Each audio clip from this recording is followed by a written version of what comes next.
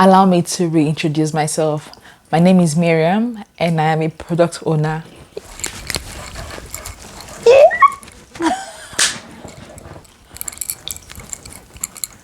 Oh my God.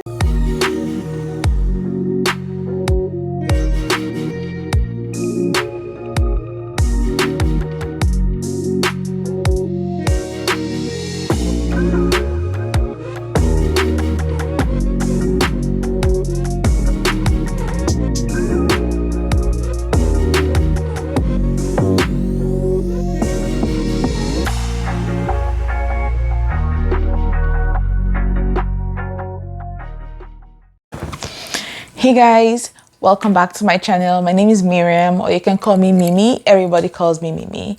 And welcome to my space where I talk about natural hair, food, and lifestyle. So if you're new to my channel, before I even proceed, please do the needful and hit that subscribe button. Like this video because you wouldn't click on this if you didn't like it, if you didn't like what it's all about. So like this video, click the subscribe button, and let's get to it. Guys, as you can see, I'm actually filming in my office space. So this is 8:22 p.m. on a Saturday night, and I just got off my work computer, and I'm smiling. So I'm not exhausted or anything, because this is how you look and this is how you feel when you're doing something that you love. I'm so happy, guys. So I got my dream job. I currently work as a product owner in one of the big companies in Canada. And on a very good day, this will not be a big deal because people get jobs every day. So what? But this is a big deal to me because this is what I've always wanted to do, and I have been on this for a really, really, really long time. So I felt it was just right for me to come out and share my testimony to encourage someone out there. Hopefully someone find this video helpful. So the first thing I did was just to research about product ownership. Aside from product management, actually started looking into product management. I reached out to a product manager that I knew from one of my WhatsApp groups. Hey Choma, she was awesome. So she gave me a lot of tips. I actually have the notes that she was talking. I was just writing down the tips on my notepad on my phone. So I actually still have that note. So I took the tip that she gave me. The first thing I did was to join some of the groups, the meetup groups, and started attending webinars on Eventbrite, on LinkedIn, just to understand more about product management. There was this product management training course on LinkedIn that was actually very, very, very vast. That one gave me a deeper understanding of product management, and that's cemented my decision to go into that field. So and that very useful information Choma gave me was the contact of someone in Canada here who is a Nigerian also, who is a seasoned product manager, very, very experienced, and he has a training school where he teaches aspiring product managers. Guys, this was literally one of the best things that happened to me on this journey. So his name is Tess. Tess, I can't thank you enough. His name is Tess, and his school is called Slim Prep. I'm going to put the link to, I'll try to get the link to his school or the link to his LinkedIn or something. I'm just going to connect him. Just so check the description box for either a link to his LinkedIn. Well, I'm going to put his LinkedIn because I think there you can see any information you want with regards to his courses and all that. Or you can just contact him directly. So this guy was awesome. I contacted him, told him what I wanted, and luckily he had a class that was coming up soon. I registered, and he's actually very, very affordable compared to other trainers. Because I was looking online, I looked at Product School, Brain Station. Oh my God, those guys will be charging you $2,000, $3,000 for a 1 month or a 2 month course. And I can't remember how much Tess charge. Maybe his charge has changed by now, but it's still very, very like a fraction of what those guys were charging. And he's very patient. He will take his time to explain everything to you. So I was new, right? So he took his time to explain everything to me, broke it down to the nitty-gritty, and that helped me understand product management thoroughly. And with that, I had after doing that course, I then took my CSPO examination, which boosted my confidence further. So I felt I was ready for the job market, and I created my resume. He actually sent me a sample of his. Oh my God, that guy is just awesome. He helped me with my resume. My resume was on point, and then I felt like, bang, I'm ready to enter the job market, and I started interviewing. Oh my God, that was when reality just hit me. Boom, guys! I have a separate folder on my email where all the jobs I applied to, I just like, when I get, the automatic response you get, thank you for your application, I just move it there. So I have a record of the jobs I've applied for. Honestly, there were some that I actually forgot to move there, probably even end up deleting. So that may not even be accurate, but as of right now, I have over 300 emails in that particular folder. And mind you, I forgot to move some to that folder. That was how intense my job search was. I kept applying to companies. Luckily for me, I was actually getting interviews because, like I said, my resume was amazing. I was getting interviews, but something? I lacked the confidence needed to sell myself. Don't forget, I didn't have that product experience. Yes, I had a product education, but I didn't have the product experience. So it was kind of difficult for me to sell myself to these recruiters and the hiring managers, and they could see through me, unfortunately. And so I wasn't getting job offers. Sometimes I actually went through to the second stage. Sometimes I actually went through to the last stage, but I never went all the way. I'll never forget one experience. I had one very devastating experience that broke my heart so bad. This one was actually, so I was applying for product manager roles and customer success roles. So customer success roles, because I have customer service experience also, I felt like that was also something I could do. It was like an advanced customer service kind of. Very similar to like working in a product team. So you're working in a team also, just like your goals and objectives your OKRs were different. So I felt like, okay, that even though I don't get this one, maybe I can get this one. So this one was a CSM role, customer success manager role. And I went, guys, I put my blood and my sweat into preparing for this interview, and actually went far. I did the first one with the recruiter, I did the second one with the hiring manager. They gave me a case study to do, and that case study, oh my God. My housemate, if you remember, we don't live together anymore because I'm married now, but she's in some of my videos. She is very good at like working on slides and all that. She's really, really good at that. So she even helped me design my slide. My slides were so professional. My very good friend Adeton, she's also in some of my videos too. She helped me prepare. So we actually had like a mock session where I presented it to them. Everything was just amazing. So they gave me corrections. I went back to work on my confidence, my speech, my how I presented my information to them. Everything was just on point. Everything was on point, guys. When I say I put my blood, my sweat, and extra, and put my friends, because my friends carried it on their head, because at that point I was looking like, what is happening? At this point so I took my CSPO exam in January 2020, and then I started applying for jobs shortly after. So this interview was in April. But like, what's going on? The interview came. I presented everything very, very well because I've practiced so well. So do you know when you have this confidence that you've gotten the job, So my housemate also just got a job that period after my interview. She also just got a new job, an amazing job too. So we're having discussions like, oh, we're going to go downtown because we're in Mississauga. We're going to go downtown Toronto together to pick up our laptop. So like I had no doubt in my mind whatsoever that I had gotten the job. And then only for the hiring manager to send me an email. Oh, thank you, Miriam, for taking the time to do this.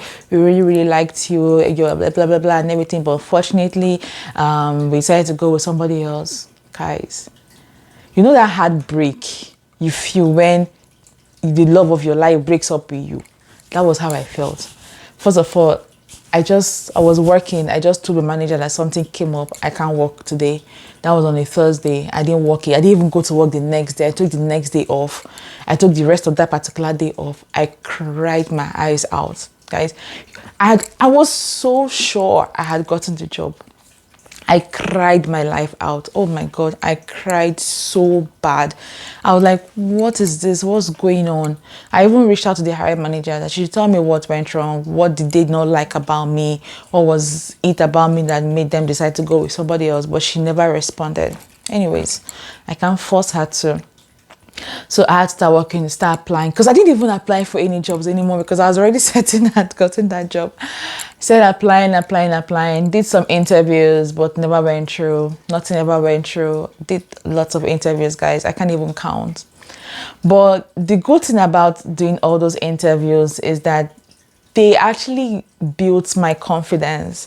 So that confidence I lacked, I gained it from my interviewing experience. So I was interviewing with these hiring managers, recruiters regularly. Thank God. I was lucky enough that I was getting these interviews.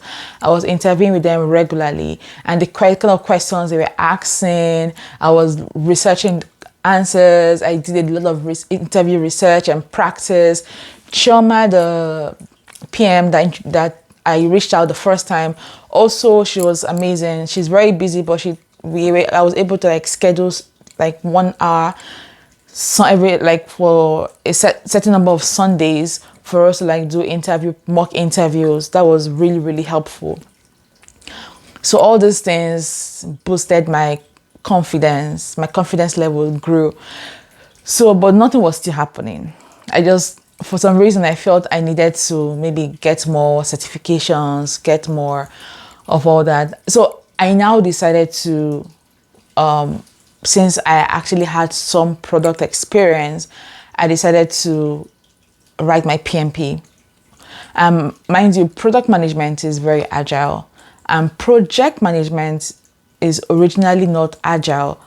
So agile is working in iterations. So like if you have a project to deliver, instead of just building the entire project at once, which is what project management was all about before, agile is more like building it in stages. So you build out the MVP, which is the most valuable product first, and then just like improve on it. Just think about an app that you have, and then maybe the developers send updates, your phone sends updates, improvements. So that's it. We don't just build everything at once, what is supposed to be at once. You just keep improving on what you've already built. So that's agile. So product management is agile. Project management was not really agile, but it's now agile. So when I realized that project management is now agile, I just decided, okay, why don't I just do my PMP? Because either ways is still helpful, right? Because product management is agile. Project management is also agile now. Why don't I just get my PMP, expand my horizon so that I can just put myself out there? I won't just restrict myself to the project. I also apply I won't just restrict myself to product, but also apply to project roles.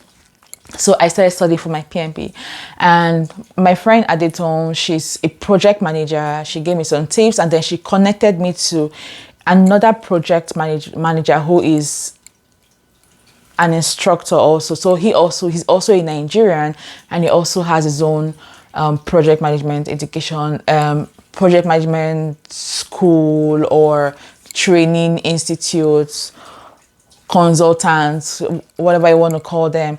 And it's called Tracy and Lloyd, if I'm not mistaken. Yes, I will also put the link to his own LinkedIn page. So I'm going to put 2 LinkedIn connect on my comment description box. So look into that. So oh my God, his name is Bola. Bola was amazing.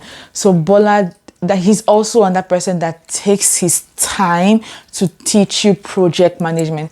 Honestly, if you don't learn anything from Bola's class, that means your brain is just empty, because he will bring it down to like, he'll bring it down to the simplest form. Use your daily life activities to give you examples that you have no choice but to understand. By the time I was done with that class, I already knew what project management was all about. Because the class was totally worth it. And then I now registered for my PMP exam through PMI, right? But I also had to do some extra studying, because I mean, project PMP exam is not beans. So there's this other lady that I met in Bola's class who was also very, very helpful. She told me about a man on YouTube who is also a project manager, who also gives project management classes, and he has YouTube live sessions where people come to his page, and then they talk about their project management, their journey to project management, their journey to their PMP certification. And he also has courses on Udemy. He also had a PMP simulation, like a simulation. So simulation is like something you just like purchase and use it to practice for your exam. And his name is Andrew Ramdayal. Just look for Andrew. You can even just search Andrew PMP, and honestly, his name will just come up. That guy is so popular. Everybody knows him. He has helped so many people pass their PMP. So his name is Andrew Ramdayal. And so I was always joining his live classes every Tuesday evening, and then I purchased his simulation.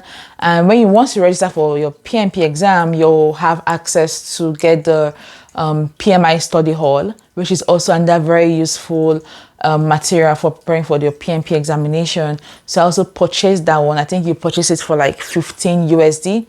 I purchased that one, purchased Andrew's simulation. That one was about 34 USD. And then I just kept going on YouTube, looking at YouTube videos. I studied my life out for my PMP. I studied, guys. I studied. And thank God I passed my PMP. So my PMP was a blessing, because that gave me the level of confidence I needed for my interview. I already boosted my interview experience had already boosted my confidence. But passing my PMP and having that under my arm was another booster. I can't even explain it. So even though sometimes you may feel like a fraud, because sometimes you may want to like add one or two more things on your resume just to make you look good, and you know that it may be a fib. So when you're in your interview process, you might feel kind of uncomfortable because you feel like a fraud. What PMP does is that it gives you that confidence to just defend yourself. So after I wrote my PMP in November of 2021, so mind you, I started applying for jobs since 2020, January. This is November 2021. I had still not gotten my dream job. I had changed jobs, but I hadn't gotten what I wanted. I did my PMP in November 2021 and I passed it, thank God. And I revamped my resume again, and then I started applying and I was getting interviews. And this time my confidence level was just, like I said, I changed jobs. So I kind of like focused on that for a bit. And then in January, I started applying forcefully, like in full force. And then I was getting interviews, thank God. So I applied in 2 minutes. So the day I applied, I did one particular interview. After the interview, I got a call from the recruiter for this job that I just got. And I actually applied for a project role in this company, but the recruiter contacted me and was like, hey, I see you applied for a project manager role in this company, but we have a product owner role that's open. Would you like to interview for that? I'm like, hey, yes, why not? Product has always been my interest anyways. And that was how it started. So the interview process was long. Oh my God. So I did that first one with the hiring manager, with the recruiter. And then I did The second one with the hiring manager. Then they gave me a case study to do, which was really, really intense. I took, oh my gosh, I wasn't sleeping, guys, for like, because I had like 4 days to submit it. So for those 4 days, I was sleeping like 2 a.m. I still awake working on that case study. I wanted it to be perfect. So after submitting that, they now told me, okay, you have to also present it. That was the fourth stage. After presenting it, they now told me, okay, you're going to meet with the senior manager. And I met with the senior manager, which was the last stage. And then, like I said, I was interviewing for another role also. So as God will have it, I got both offers. I got both. So this is me that is dying to get one offer since January 2020. And I got two amazing offers in 2022. Not one, guys, but two. Like, God is awesome. So I got the other company I was interviewing with, I got theirs first. The interview process was very straightforward. The first one with the recruiter and then the hiring manager. And that was it. And then I got the offer. Amazing offer. Like, when they told me the offer, I was like, oh, for real? I could not even believe my ears. Oh my God. And then, of course, I accepted it. Who wouldn't accept it, right? I accepted it. And then they did the background check, everything checked out, and then these other guys came with their own offer. I was torn, man. I will not lie, I was torn. But after plenty considerations, I considered a lot of factors, and then I decided to go with the PO role. First of all, is what I've always wanted to do. I felt like the future for me was brighter there. That was my personal choice, right? I felt like my future was brighter in the product role, and I preferred this other company because it was a big Canadian. It is a big Canadian company. The perks were also better. Everything about it was better. There was no probation. So this other one, you're going to be on like 3 months probation, but this one I chose nothing, just straight up. You have access to all your benefits, everything. You're not on probation for any reason. So based on all that, I just said to go with these other guys, and then I declined. I had to send a mail to this other one, told them unfortunately I won't be resuming because I found something that is more aligned to what my career goals and what I want for my future. And then they understood, no fuss. They wished me all the best, and then I accepted this other one, did my background check, and I started working. So this is my second week on the job. Today is Friday, end of week 2. I'm feeling so good, feeling so pumped. I am so happy. So I decided to do this video because after I posted my job on LinkedIn, a lot of people are reaching out to me, and I realized that a lot of people are on this journey to achieving their dream job, either in project management or in product management. I love facing what I faced. I wanted to do this video to let you know that you're not alone. At some point, I thought I was going to give up, but after a while, I'll get back up and keep pushing myself. I guess my motivation was, I know where I was coming from, and I've been in Canada for like almost 3 years, and I knew where I wanted to go to. And I knew that nobody was going to get me there but me. And I knew that nobody was going to push me but me. So I knew I had to be my own biggest motivation. Also, I'm very, very grateful for my husband because he was one of my biggest motivations. He was my cheerleader. Like, seriously. Especially when I was beating myself, when I was down and beating myself, telling myself I wasn't good enough. He was right there to tell me, hey, stop that. You're good enough. You deserve this. Or you just need to push yourself. Don't give up. Keep pushing yourself. Like, he really, really encouraged me. He kept pushing me.